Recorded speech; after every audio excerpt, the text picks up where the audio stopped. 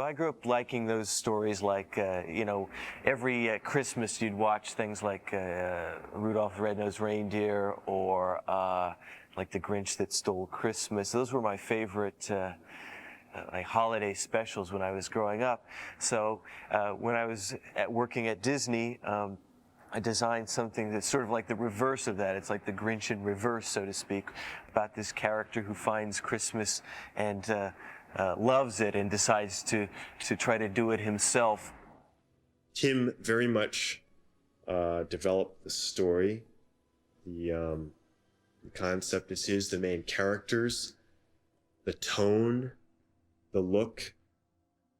When Tim Burton went back to Disney a couple of years ago and said, "You have a project of mine that I'm still interested in doing." And they dug out not only his treatment, they dug out a lot of his artwork. If you look on the walls, you'll find as much of Tim's original artwork as you will the stuff that we've now done in terms of designing sets. So it's his artwork from that long ago is really the kickoff point for the design of the movie. So we had to create a company to do this. We moved into this building, I think, in July of 91, and we had to be in production by October 1st. In the first place, I was chosen for the job because I'm from the same planet, if not the same neighborhood as Tim. He's somebody that's just got a lot of talent and passion, and he knows a lot of people. There's a very small group of people that do this kind of work and do it well. I really feel very lucky that we've got a group of people that are very good at this. Basically, we didn't really have a script. And there was the storyline that Tim had from years earlier. We didn't start out going, it should be this or that. It sort of grew from the images and the story and took on a life of its own.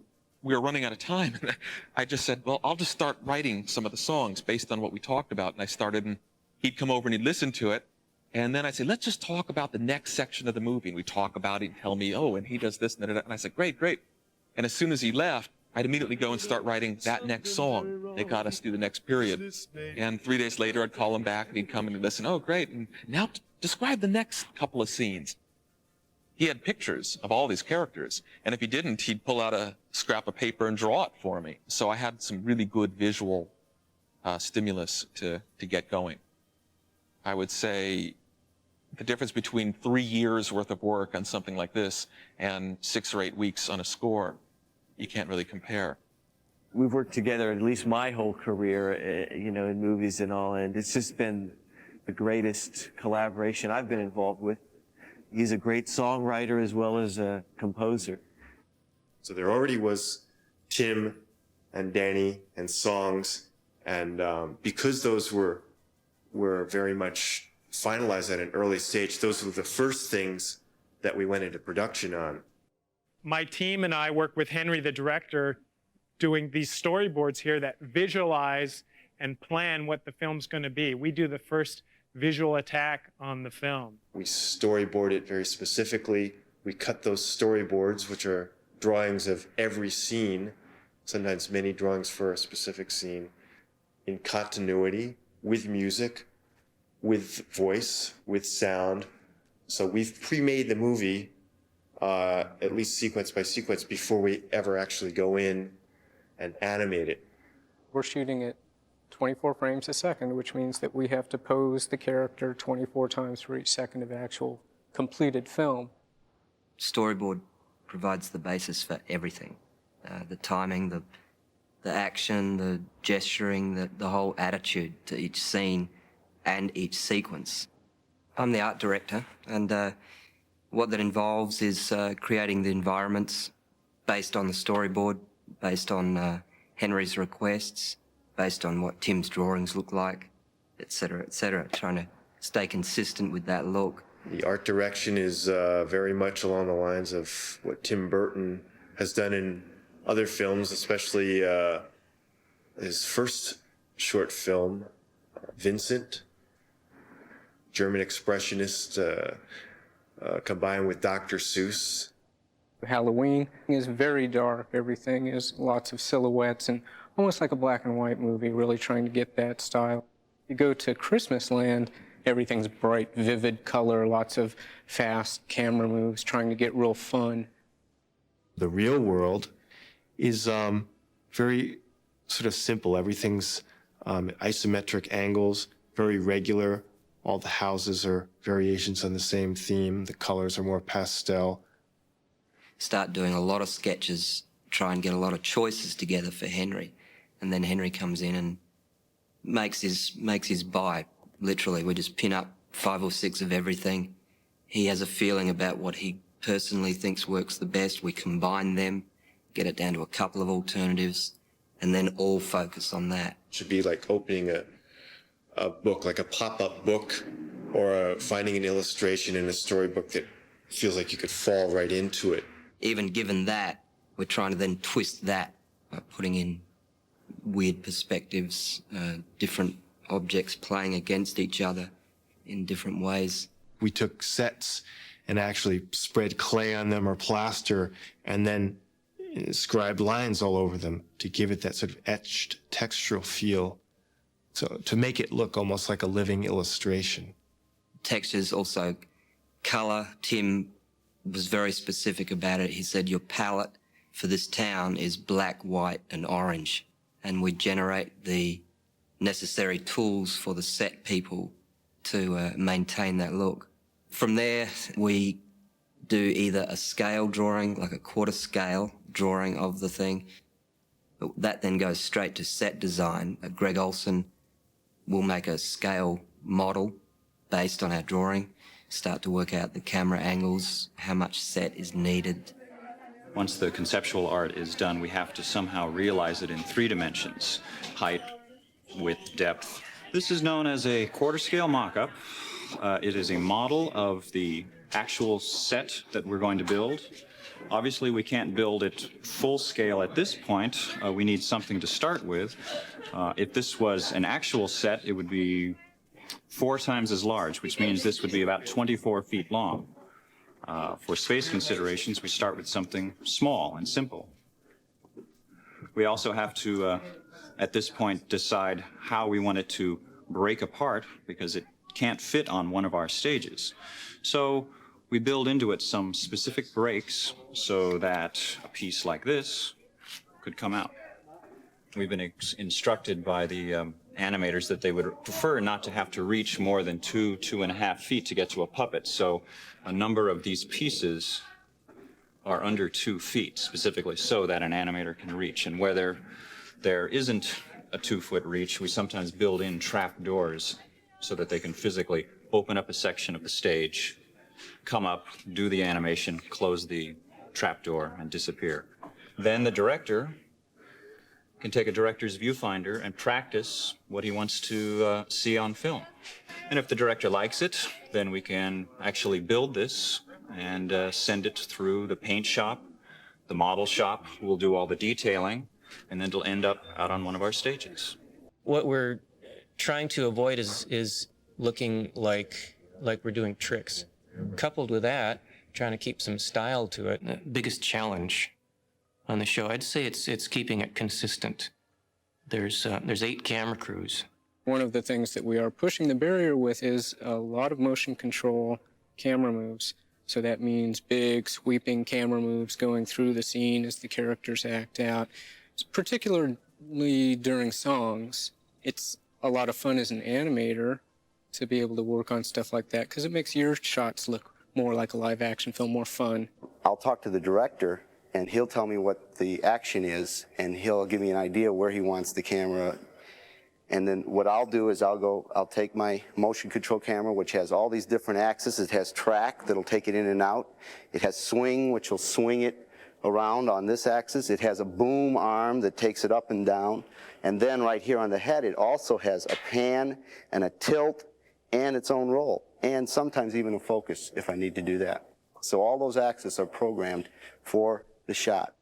Now here it is, we've given it 2 positions. Now the computer's gonna compose the move for me. I've given it its start position, I've given it its end position. It'll use those 3 axes, the track, the boom, and the pan, and they're all going to play back in a way that will be hopefully pleasing to the director. Here it goes. As you see now, I'm getting my frame count here. Here's Here's the whole move from frame 1 to 100. Basically, it's a lot of communication between me and the animator. When we tweak it, we have about 3 days to do this, to get the shot ready to go before the animator has to take over the shot. Sculpture department, there's about 3 or 4 folks doing all the characters. We get drawings of the characters that the art department puts together, and then we sculpt them in oil-based clay. The oil-based clay is just the easiest because it's just very versatile and it can be smoothed out with alcohol, and it has to be a soft medium, something pliable that when it's molded, we can use a hard mold plaster and it won't rip up the mold, and we can put the soft foam rubber into the same mold and it'll pull out. Each puppet has an armature inside it, which is basically a ball and socket, which enables you to move a puppet like these. We usually get a sculpture or a drawing of a front view and side view, and then we'll determine where the joints are supposed to be. Usually the joints are one of 2 different types. There's ball joints and then there's hinges. Ball joints are like in his neck here. He can move it, almost like a universal joint, any amount of range. And those are good for general purpose joints. And hinges are really good for like down here in hips and in his main body because they can be tightened off really strong. After a character is sculpted, then it goes to the molding department and it goes through the entire molding process. After they make a mold, they then lay a steel armature in the mold. The mold gets injected with a foam latex material that covers the armature. It's then baked out in an oven, taken out of the mold, and brought up to fabrication. From that point on, that puppet belongs to myself and my crew, the puppet fabrication department.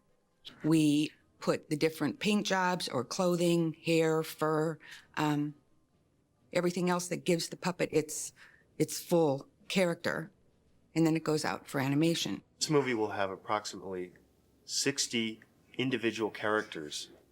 We will make as many as 3 to 4 duplicates of many of those characters. So the total number of puppets of this film is closer to 200. We have as many as 20 stages going at once, as many as 15 animators working at once. One animator's working with Jack climbing a tower, and another's working with Jack walking through the woods, and a third's working with Jack singing out in the streets.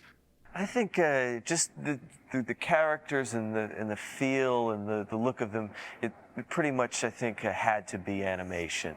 Stop motion animation is a process whereby we take a puppet like this and we move them a little bit. Take your hand away, take a picture. We move them a little bit more. Take the hand away, take a picture. We repeat that. Picture, picture. We develop the film and we play it back. And without my hand being involved at all, his arm's going to swing around like this. It's a way to bring inanimate objects, objects that aren't alive, to life. It requires, in my opinion, quite an artist and a technician, and that's a hard combination to find.